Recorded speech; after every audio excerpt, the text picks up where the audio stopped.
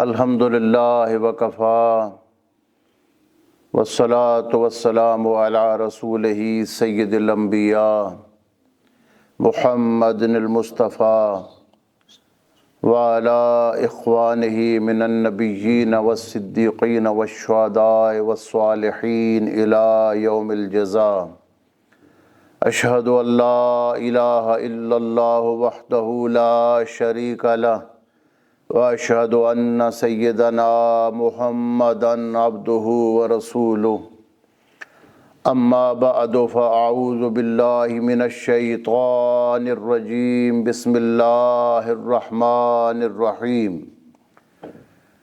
وَيَقُولُ الَّذِينَ آمَنُوا لَوْلَا نُزِّلَتْ سُورَةٌ فَإِذَا أُنزِلَتْ سُورَةٌ مُحْكَمَةٌ فَإِذَا أُنزِلَتْ سُورَةٌ مُحْكَمَةٌ وَذُكِرَ فِيهَا الْقِتَالُ رَأَيْتَ الَّذِينَ فِي قُلُوبِهِم مَّرَضٌ يَنظُرُونَ إِلَيْكَ نظر المغشي عليه من الموت فأولى لهم طاعة وقول معروف فإذا عزم الأمر فلو صدقوا الله لكان خيرا لهم فهل عسيتم إن توليتم أن تفسدوا في الأرض وتقطعوا أرحامكم أولئك الذين لعنهم الله فأصمهم وأعمى أبصارهم أفلا يتدبرون القرآن أم على قلوب أقفالها إن الذين ارتدوا على أدبارهم من بعد ما تبين لهم الهدى الشيطان سول لهم وأملى لهم۔ صدق اللہ مولانا العظیم وبلغنا رسولہ النبی الکریم۔ رب اشرح لی صدری ویسر لی امری واحلل عقدۃ من لسانی یفقہوا قولی۔ رب زدنی علما رب زدنی علما رب زدنی علما۔ درود شریف پڑھیں۔ اللہم صلی علی سیدنا محمد معدن الجود والکرم وعلی آلہ وبارک وسلم۔ صلاۃ و سلاما علیک یا سیدی یا رسول اللہ وعلی آلک و اصحابک یا سیدی یا حبیب اللہ۔ اللہم صلی علی سیدنا محمد وعلی آل محمد فی کل لمحۃ و نفس بعدد کل معلوم لک۔ اللہم صلی علی سیدنا محمد الذي ملأت قلبه من جلالك وعينه من جمالك فأصبح فرحا مسرورا مؤيدا منصورا وعلى آله وصحبه وبارك وسلم۔ حضرات عزیز وقار، سورہ محمد صلی اللہ علیہ وآلہ وسلم، جس کا دوسرا نام سورہ قتال بھی ہے، اور آج جو 20ویں آیہ مبارکہ تلاوت کرنے کا شرف حاصل ہوا، 20 سے لے کر آیہ مبارکہ 25 تک، 20ویں آیت میں قتال کا لفظ آیا ہے۔ قتال یہ باب مفعلہ کا صیغہ ہے، مصدر ہے۔ قاتل یقاتل قتالا۔ علماء اور طلباء اس بات کو جانتے ہیں کہ باب مفعلہ کا مصدر فعال کے وزن پہ بھی آتا ہے۔ قاتل یقاتل مقاتلتاً اور قتالاً دونوں مصدر ہیں۔ جیسے جاہدہ یجاہدو مجاہدتاً جہاداً۔ اس سورت کی 20ویں آیہ مبارکہ جو آج تلاوت کرنے کی سعادت حاصل ہوئی، اس میں لفظ قتال آیا ہے، جس کی وجہ سے اس کو سورہ قتال بھی کہتے ہیں۔ لیکن جو مشہور نام ہے وہ سورہ محمد صلی اللہ علیہ وآلہ وسلم، چونکہ اس میں نبی پاک علیہ الصلاۃ والسلام کا نام نامی اس میں گرامی بھی اس صورت میں آتا ہے، اس لیے اس کو سورہ محمد بھی کہا جاتا ہے۔ پچھلی آیت میں فرمایا وَاللَّهُ يَعْلَمُ مُتَقَلَّبَكُمْ وَمَثْوَاكُمْ، اللہ تعالیٰ تمہارے چلنے پھرنے کو اور تمہاری آرام کی جگہوں کو جانتا ہے۔ اس کے مختلف معنی، مختلف بیان کردہ تفسیر گزشتہ درس میں آپ کے سامنے بیان کی تھیں، اور عرض کیا تھا کہ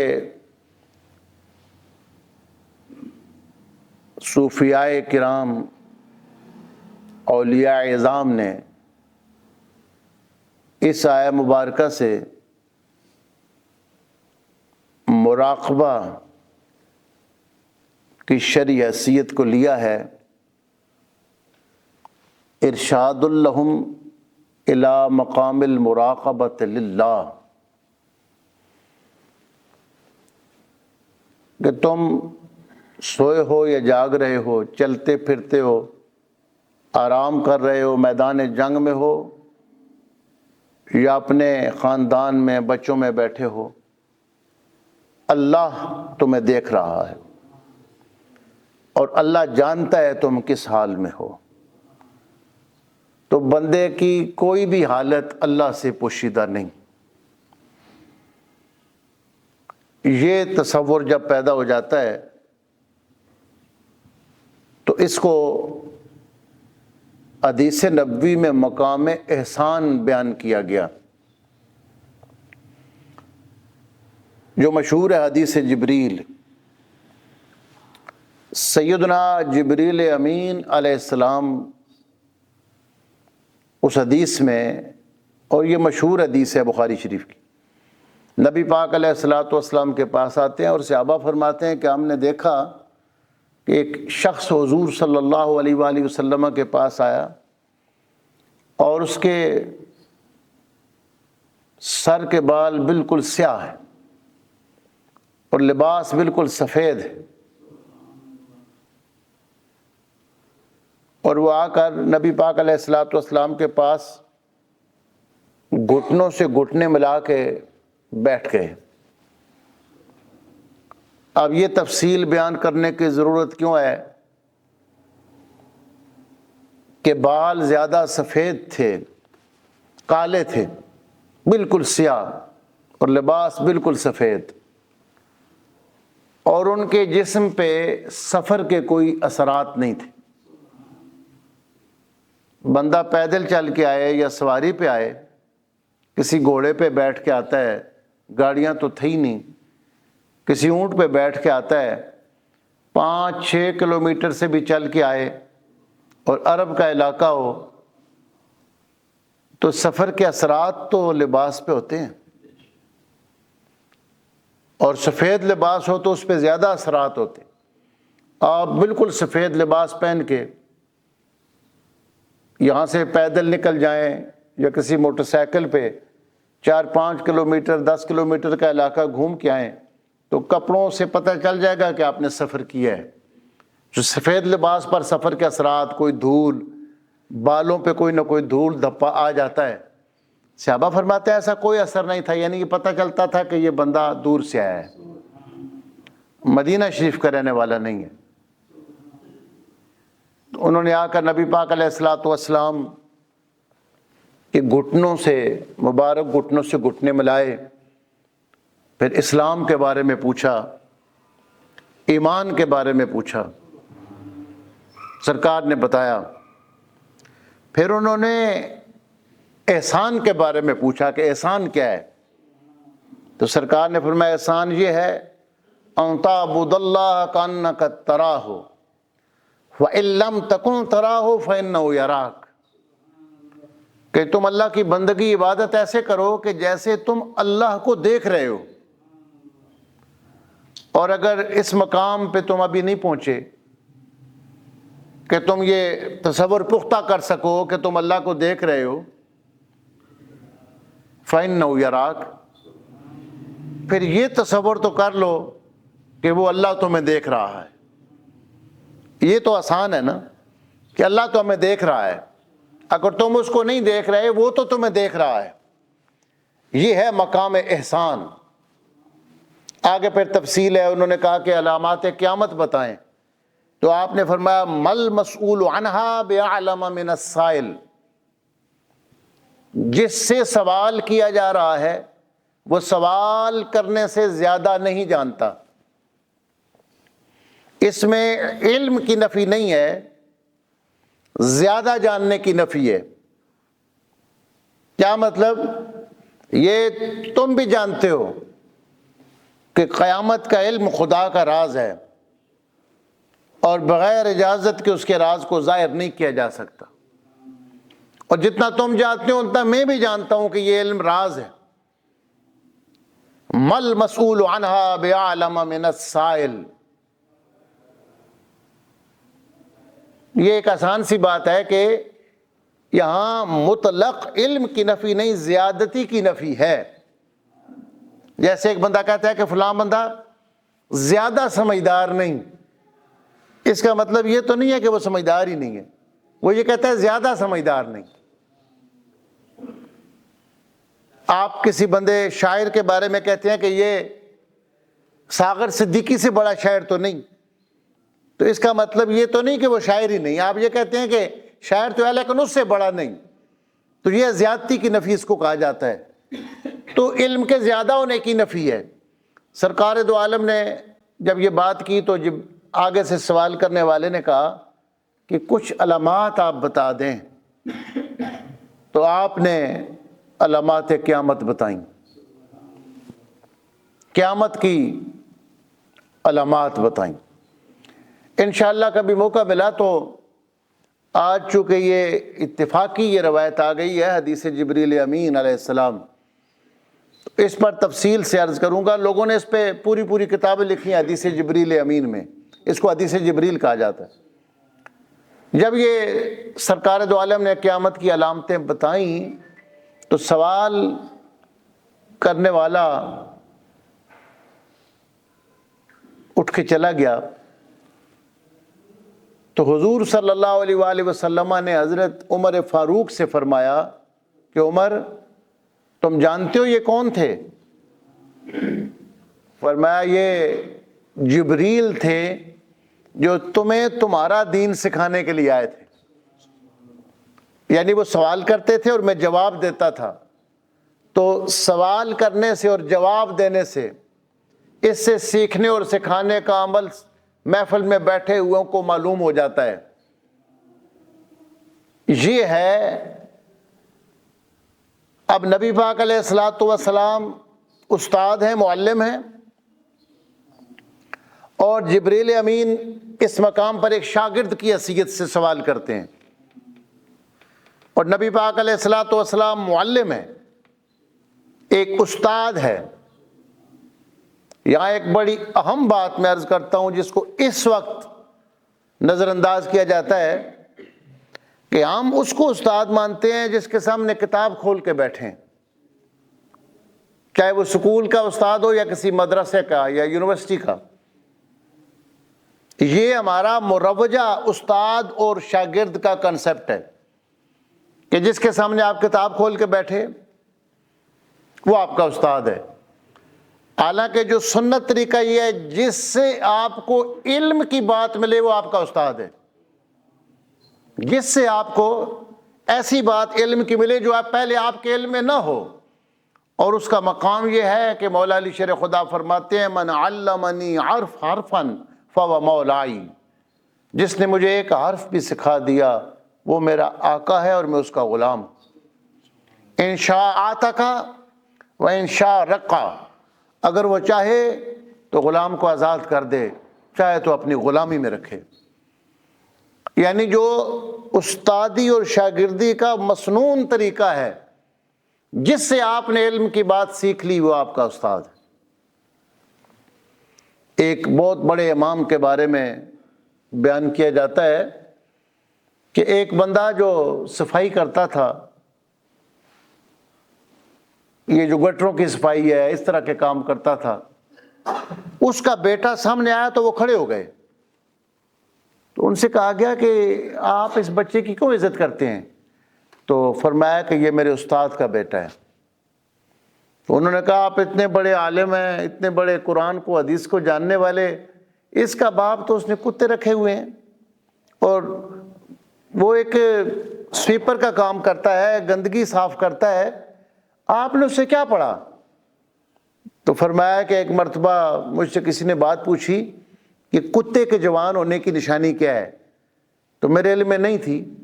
اس بچے کے باپ جن کو ہم مسلی کہتے ہیں، اس سے میں نے پوچھا تو اس نے کہا کہ کتا جب ٹانگ اٹھا کے پیشاب کرتا ہے تو اس وقت وہ جوان ہوتا ہے، یہ اس بات کی نشانی ہوتی ہے کہ اب وہ جوان ہو گیا۔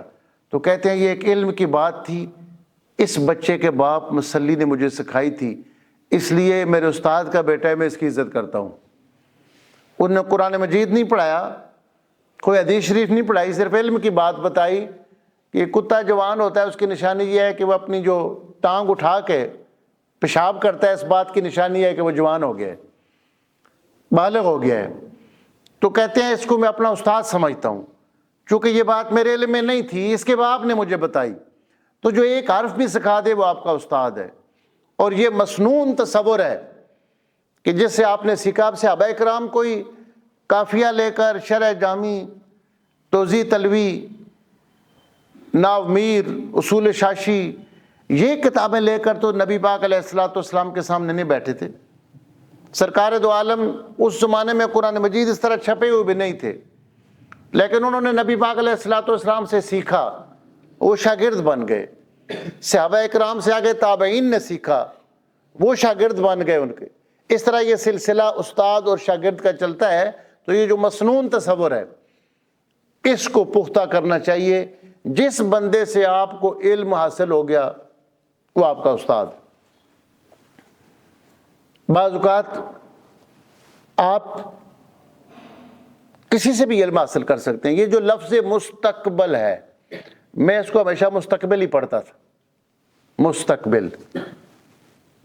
اور ہم بچوں کو بھی اسی طرح پڑھاتے تھے۔ تو گزشتہ سال میں نے ایک عربی کے بہت بڑے استاد تھے پنجاب یونیورسٹی کے، ڈاکٹر ظہور احمد اظہر، اللہ تعالیٰ ان کی بخشش فرمائے، درجات بلند فرمائے، وصال ہو گیا ان کا۔ تو یہ بڑے ماہر تھے عربی کے۔ بکریاں چراتے چراتے شوق پڑ گیا، دل میں شوق اٹھا اور علم حاصل کرنے کے لیے نکل پڑے، اور پھر اتنے بڑے استاد بنے۔ ڈاکٹر ظہور احمد اظہر، عربی پہ ان کا بڑا کام ہے۔ یہ جب ہم اسکول میں پڑھتے تھے تو میٹرک کی جو عربی ہوتی تھی وہ ڈاکٹر صاحب کی لکھی ہوئی تھی۔ تو اب بھی غالباً جو نصاب کورس کی کتابیں ہیں پنجاب یونیورسٹی کی، غالباً اس میں ان کا بڑا کام ہے، ڈاکٹر ظہور احمد اظہر صاحب۔ تو میں عرض کر رہا تھا کہ علم کی بات آپ کو کہیں سے بھی مل سکتی ہے، اور جس سے مل گئی وہ آپ کا استاد ہے۔ تو ڈاکٹر ظہور احمد اظہر صاحب کا ایک انٹرویو میں نے سنا، اس میں انہوں نے بتایا کہ یہ لفظ مستقبل نہیں، مستقبل ہے۔ اس سے پہلے میں ہمیشہ لفظ مستقبل ہی پڑھتا تھا، پھر انہوں نے بتایا کہ یہ مفعول کا صیغہ ہے۔ مستقبل استقبال کرنے والا ہوتا ہے، اور مستقبل جس کا استقبال کیا جائے۔ جس طرح جمعے کا صبح دن ہے تو وہ مستقبل ہے، ہم مستقبل ہیں اس کا استقبال کریں گے، اور وہ مستقبل ہے، ہم جمعے کے دن کا استقبال کریں گے، وہ مستقبل ہے۔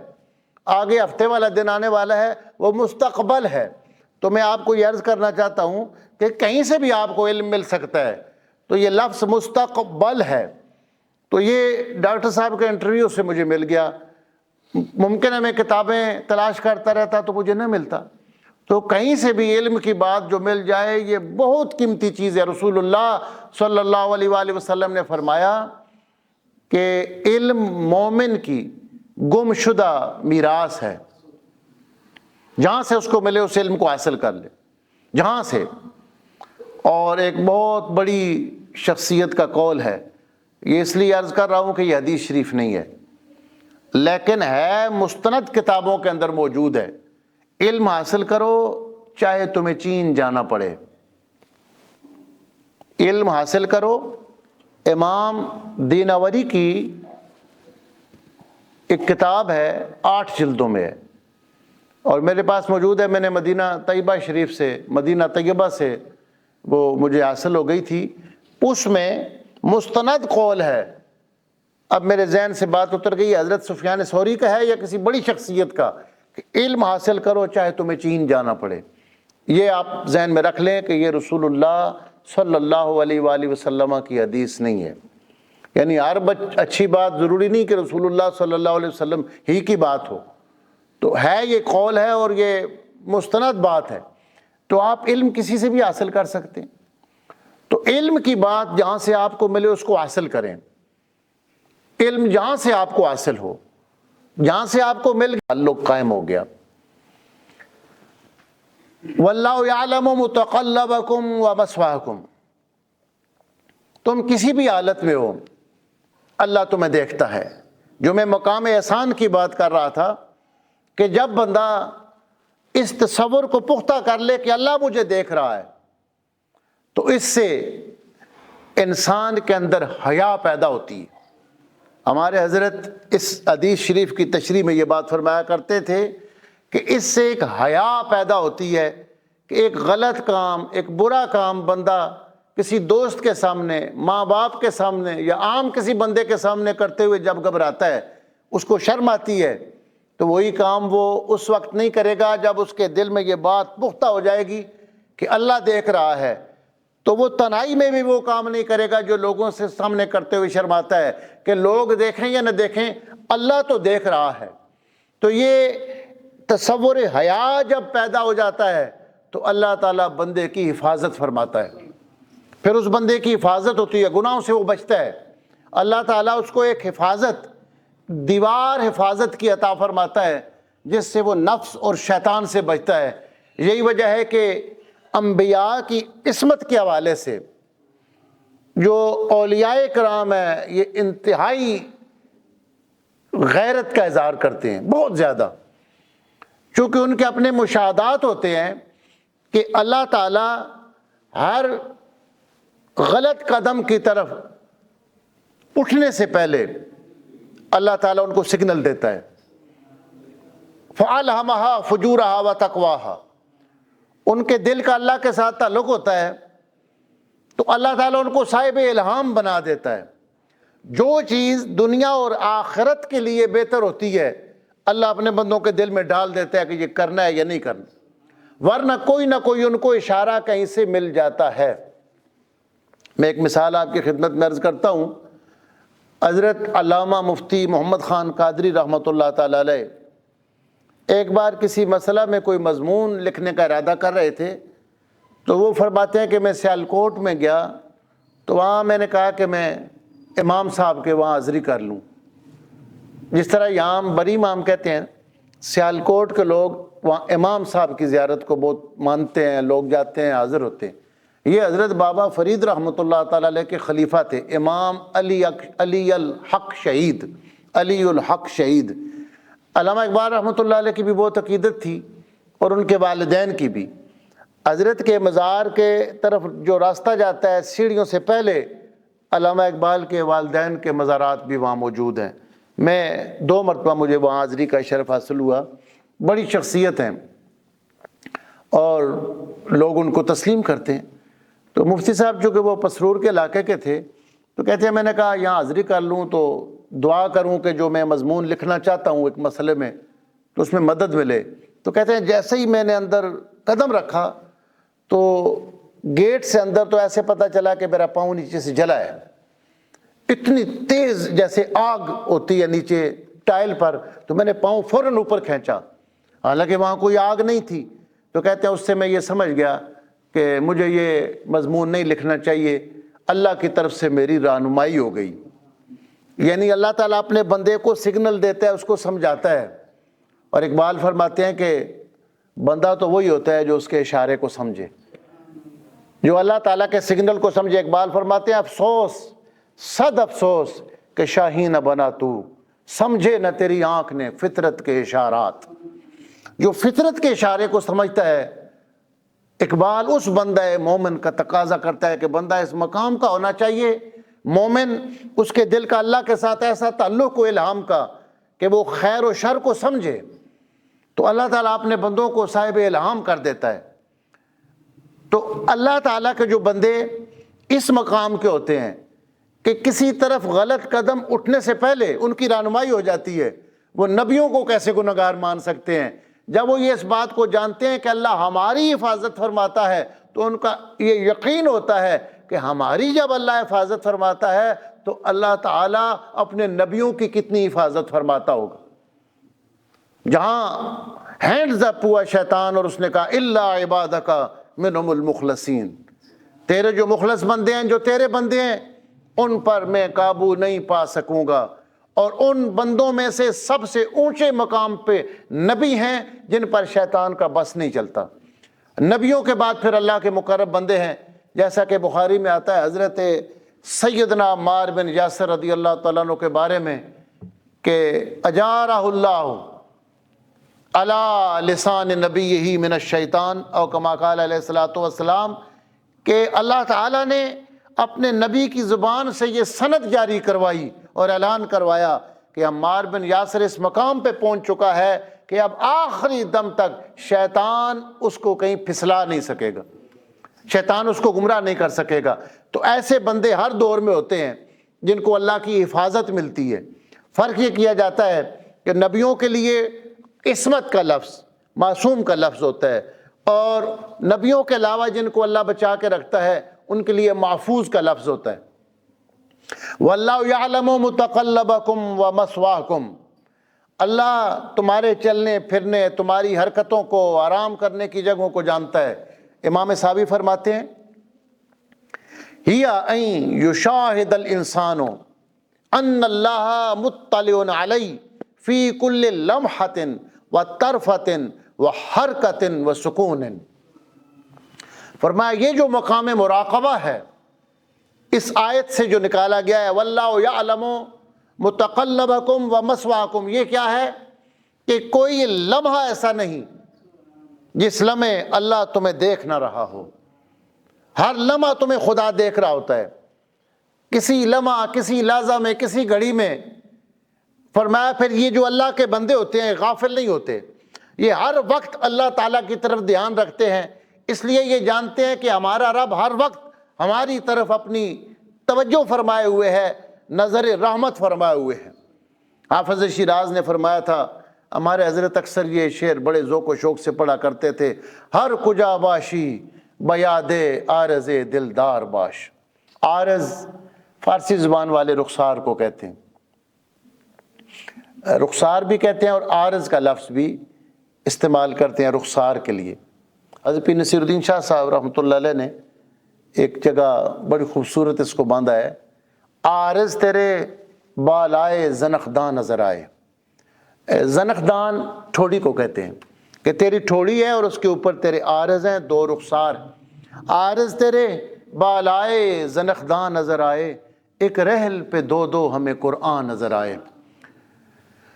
تو فرماتے ہیں ہر کجا باشی بیاد عارض دلدار باش، خواہ در صحرا نشینی خواہ در بازار باش، کہ تم جہاں بھی ہو اپنے محبوب کی یاد میں رہو، چاہے تم کسی صحرا میں ہو، کسی ویرانے میں ہو، کسی بازار میں ہو، تنہائی میں ہو یا محفل میں ہو، تمہارا دل، تمہاری لو اللہ کے ساتھ لگنی چاہیے کہ وہ تمہیں دیکھ رہا ہے، تم اسے دیکھ رہے ہو۔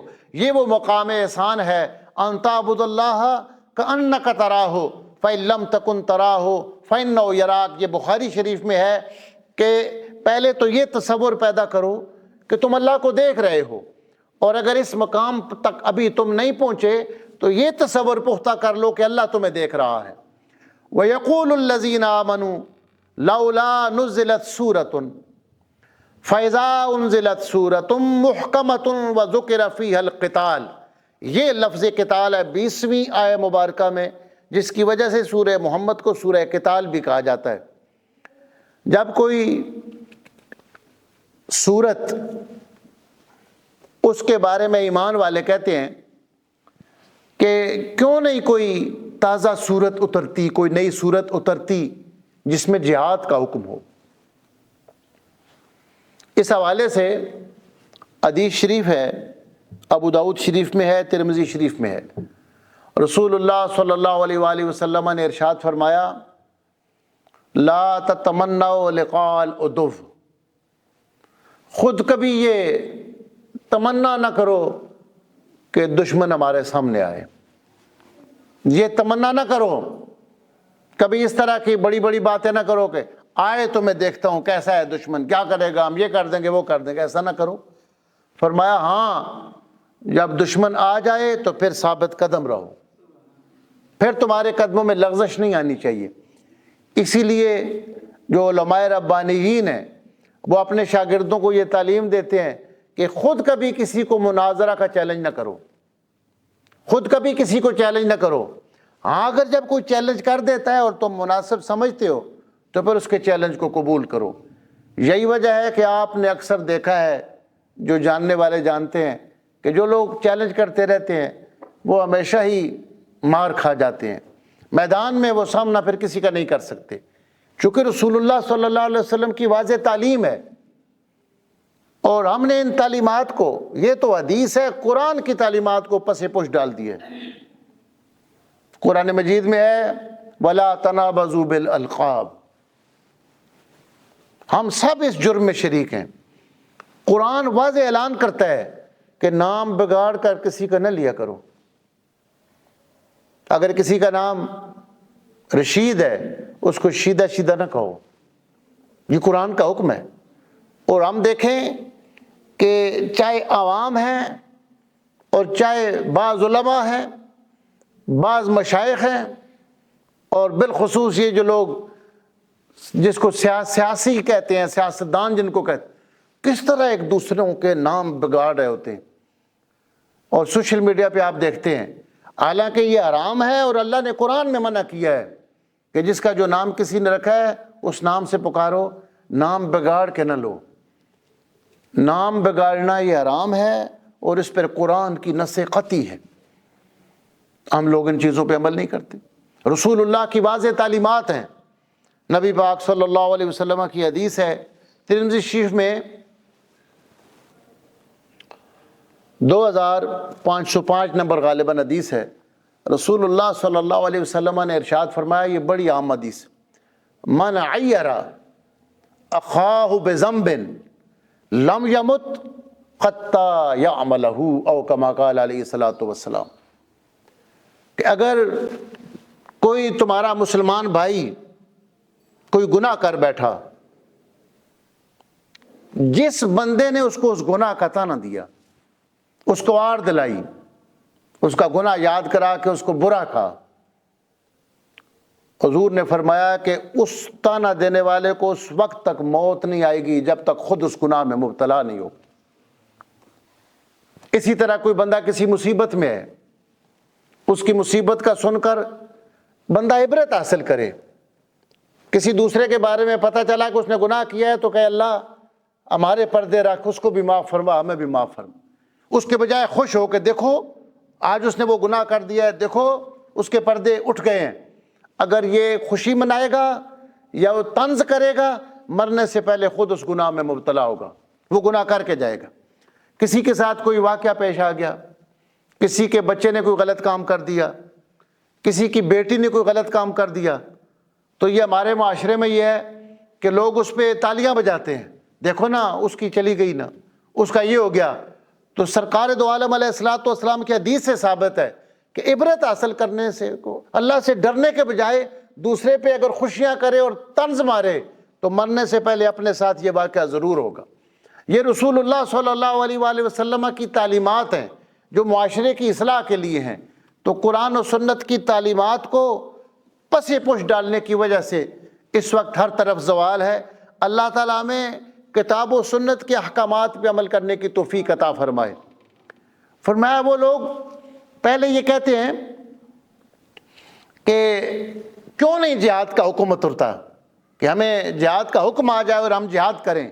فَإِذَا أُنزِلَتْ سُورَةٌ مُحْكَمَةٌ وَذُكِرَ فِيهَا الْقِتَالُ، جب کوئی واضح صورت اتر آتی ہے، اور اس میں قتال کا، جہاد کا حکم ہو جاتا ہے۔ رأیت الذین فی قلوبہم مرض ینظرون الیک نظر المغشی علیہ من الموت۔ آپ دیکھیں گے کہ جن لوگوں کے دلوں کے اندر بیماری ہے، بزدل ہیں یا منافق ہیں، وہ آپ کی طرف اس طرح دیکھ رہے ہوتے ہیں جیسے ان پر موت کی غشی طاری ہو۔ پہلے کہتے تھے جہاد کا حکم کیوں نہیں آتا، اور جب آ جاتا ہے تو پھر بزدلی دکھاتے ہیں، ڈر جاتے ہیں کہ ہم مارے گئے۔ فَأَوْلَىٰ لَهُمْ، ان کے لیے بہتر یہ تھا کہ وہ اطاعت کرتے اور اچھی بات کہتے۔ بہتر تو یہ تھا کہ جب جہاد کا حکم آ گیا تھا تو وہ اس کو قبول کرتے اور پھر اچھی بات کرتے، لیکن وہ تو ڈر گئے ہیں۔ فَأَوْلَىٰ لَهُمْ کی دوسری تفسیر یہ ہے کہ اولا اصل میں ویلن تھا، پھر اس کے اندر تعلیل ہو گئی اور اولا ہو گیا کہ ان کے لیے ہلاکت ہے، ان کے لیے بربادی ہے، ان کے لیے تباہی ہے، جو پہلے انتظار کرتے تھے کہ جہاد کا حکم آئے اور جب حکم آ گیا اس وقت وہ ڈر گئے۔ حالانکہ جہاد کا مقصد یاد رکھیں، جہاد کا مقصد کوئی سرحدوں کو فتح کرنا نہیں ہے، زمینوں کے زیادہ حصے اپنے قبضے میں کرنا نہیں ہے۔ جہاد کا مقصد اعلاء کلمت اللہ ہے۔ جہاد کا مقصد کہ اللہ تعالیٰ کے نام کو بلند کرتے ہوئے بندہ شہادت کا جام پی لے۔ اقبال نے اس فلسفے کو، کتاب و سنت کے فلسفے کو 2 مصروں میں بیان کیا ہے کہ شہادت ہے مقصود و مطلوب و مقصود مومن۔ شہادت ہے مطلوب و مقصود مومن، نہ مال غنیمت نہ کشور کشائی۔ نہ یہ مال غنیمت سمیٹنے کے لیے جہاد ہے اور نہ ہی ملکوں کو فتح کرنے کے لیے۔ زمینیں ساری اللہ ہی کے لیے ہیں اور ساری زمین کا مالک اللہ ہی ہے۔ مقصد یہ ہوتا ہے کہ اسلام کے علم کو اور اللہ تعالیٰ کے دین کے جھنڈے کو بلند کیا جائے۔ اعلاء کلمت اللہ کے الفاظ آئے ہیں کہ اللہ تعالیٰ کے جو کلمات ہیں، اللہ کے دین کا نعرہ بلند کیا جائے، یہ جہاد کا مقصد ہے۔ اور جو اس سے ڈرتا ہے، جو اس سے بھاگ جاتا ہے، وہ منافقت کی موت مرتا ہے۔ فرمایا فَإِذَا عَزَمَ الْأَمْرُ، جب حکم پکا آ گیا، فَلَوْ صَدَقُوا اللَّهَ لَكَانَ خَيْرًا لَهُمْ، اگر وہ سچے رہتے اللہ تعالیٰ کے بارے میں، اللہ نے حکم نازل کر دیا تھا، اس کو تسلیم کر لیتے، ان کے لیے بہتر تھا۔ اگلی آیہ مبارکہ میں ہے فَعَلْ أَسَيْتُمْ إِن تَوَلَّيْتُمْ، پھر کیا تم سے یہی توقع ہے کہ اگر تمہیں حکومت مل جائے، أَن تُفْسِدُوا فِي الْأَرْضِ، تو تم فساد برپا کرو خدا کی زمین میں۔ یہ اللہ تبارک و تعالیٰ ارشاد فرما رہے ہیں، ایسے لوگوں کے بارے میں یہی توقع ہے، اگر ان کو حکومت مل جائے وہ زمین میں فساد برپا کریں گے۔ وَتُقَطِّعُوا أَرْحَامَكُمْ، اور قرابتوں کو کاٹو گے، رحم کے رشتوں کو کاٹو گے۔ اپنی حکومتوں کے لیے تم اپنے خاندان کو بھی نہیں دیکھو گے، جہاں دوسرے لوگوں پر ظلم و ستم کرو گے اپنے خاندان کے لوگوں کی بھی گردنیں کاٹو گے، اپنے قبیلے کے لوگوں کی گردنیں کاٹو گے۔ اولئک الذین لعنہم اللہ، یہ وہ لوگ ہیں جن پر اللہ نے لعنت فرمائی ہے۔ فَأَصَمَّهُمْ، اور اللہ نے ان کو بہرا کر دیا، وَأَعْمَىٰ أَبْصَارَهُمْ، اور ان کی آنکھوں کو اندھا کر دیا۔ جن لوگوں کے پاس حکومت آ جائے پھر ظلم و ستم بپا کریں، اور جہاں دوسرے لوگوں پر ظلم کریں وہاں اپنا جو خاندان ہے، ایک برادری ہے، اوپر سے پردادا اس سے اوپر ایک ہے، لیکن اس وقت وہ حکومت حاصل کرنے کے لیے اپنے ہی لوگوں کے ساتھ جن کا اوپر جا کر خون کا رشتہ ملتا ہے ان پر ظلم و ستم کرتے ہیں، ان پر زیادتیاں کرتے ہیں، ان پر اللہ کی لعنت ہے۔ اب اس آیہ مبارکہ سے حضرت امام احمد بن حنبل نے ایک استدلال کیا ہے۔ استدلال یہ ہوتا ہے کہ بات کرنے کے بعد دلیل دینا۔ اب وہ دلیل یہاں سے اٹھاتے ہیں۔ امام احمد بن حنبل رحمۃ اللہ علیہ کے بارے میں کتاب احکام القرآن اور دیگر کتب کے اندر سند صحیح کے ساتھ ابن جوزی نے بھی اپنی کتاب الرد علی المتعصب العنید، یہ عربی زبان میں میرے پاس اس کے 3 الگ الگ ایڈیشن ہیں، اردو میں بھی 2 ترجمے اس کے ہو چکے ہیں۔ الرد علی المتعصب العنید علی المانع عن ذم یزید۔ یہ ابن جوزی نے کتاب لکھی ہے۔ ان کے دور میں عراق میں ہی ایک بندے نے اس زمانے میں 6 صدی میں یزید کے فضائل پہ کتاب لکھی، تو ابن جوزی نے اس کا رد لکھا۔ اس میں انہوں نے سند کے ساتھ امام احمد بن حنبل کا قول لکھا کہ امام احمد بن حنبل سے جب پوچھا گیا کہ آپ یزید پہ لعنت کیوں کرتے ہیں، مر گیا وہ، اپنے اعمال کو پہنچ گیا، جو اس نے کیا اس کو مل جائے گا، آپ ہم سنتے ہیں کہ یزید پہ لعنت کرتے رہتے ہیں۔ فرمایا میں اس پہ لعنت کیوں نہ کروں جس پہ اللہ کا قرآن لعنت کر رہا ہے۔ پھر انہوں نے یہ آیت پڑھی، جب تمہیں حکومت مل جائے تم خدا کی زمین میں فساد کرو اور پھر لوگوں کو قتل کرو اور ظلم کرو اور خون کے رشتوں کو بھی کاٹ دو، اولئک الذین لعنہم اللہ، ایسے حکمرانوں پر خدا کی لعنت ہے۔ فرمایا یزید پہ اللہ قرآن میں لعنت کر رہا ہے تو احمد بن حنبل کیسے خاموش رہ سکتا ہے؟ کیا اس نے قریش کے، وہ خود قریش کے اوپر سے خاندان ایک تھا اور قریش کے اعلیٰ ترین لوگوں کو جو رسول اللہ کا خاندان تھا ان کے رشتوں کو نہیں کاٹا، قطع رحمی نہیں کی، زمین میں فساد نہیں کیا؟ اور جو یہ کرے گا قیامت تک اللہ فرماتا ہے اولئک الذین لعنہم اللہ، تو فرمایا اس پہ تو اللہ قرآن میں لعنت کر رہا ہے، تو ہم کس طرح اس لعنت سے پیچھے رہ سکتے ہیں؟ لہٰذا جو میں کر رہا ہوں اللہ کے قرآن کے مطابق کر رہا ہوں۔ اس حوالے سے ایک بات جو بہت مشہور ہے لوگوں کے اندر کہ لعنت کا فائدہ کوئی نہیں، یاد رکھیں یہ بہت فضول بات ہے۔ ہمارے عقائد کی کتابوں میں یہ بات پڑھائی جاتی ہے کہ اللہ تعالیٰ کے جو افعال ہوتے ہیں عبث نہیں ہوتے۔ اللہ کا جو فعل ہوتا ہے نا، عبث کا مطلب بے مقصد بات کرنا، اللہ کوئی کام ایسا نہیں کرتا جو بے مقصد ہو، عبث ہو۔ عبث کا معنی فضول ہوتا، عبث فضول کو کہتے ہیں نا۔ اقبال کا ایک شعر ہے، عبث ہے شکوے تقدیر یزداں تو خود تقدیر یزداں کیوں نہیں ہے۔ عبث ہے شکوے فضول۔